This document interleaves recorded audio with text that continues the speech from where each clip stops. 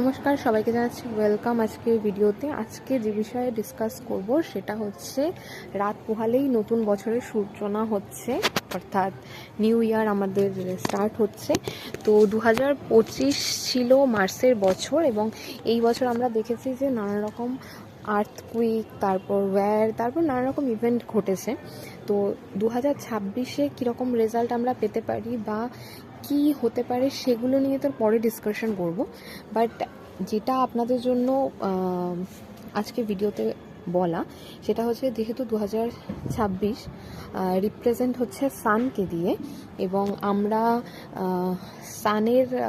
সান অর্থাৎ রবিকে কিন্তু সূর্যনারায়ণও বলে থাকি।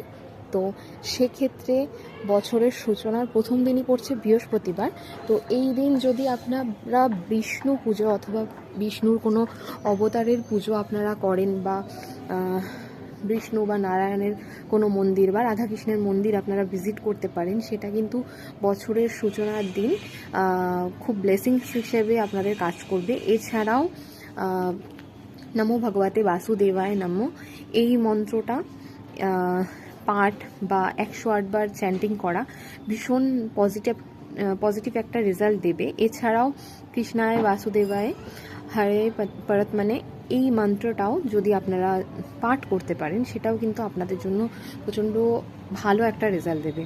তো অবশ্যই সবাই দিনটা ভালো করে কাটাবেন। সবার জন্য নতুন বছরের অনেক অনেক শুভেচ্ছা রইল। ভালো থাকবেন, সুস্থ থাকবেন, আর অবশ্যই কিছু করতে পারুন আর না পারুন, পারলে একবার সকালবেলা স্নান করে উঠে রাধাকৃষ্ণ অথবা লক্ষ্মীনারায়ণের পায়ে কিন্তু হলুদ ফুল দিতে ভুলবেন না। সুস্থ থাকবেন, ভালো থাকবেন, দেখা হচ্ছে নতুন ভিডিওতে।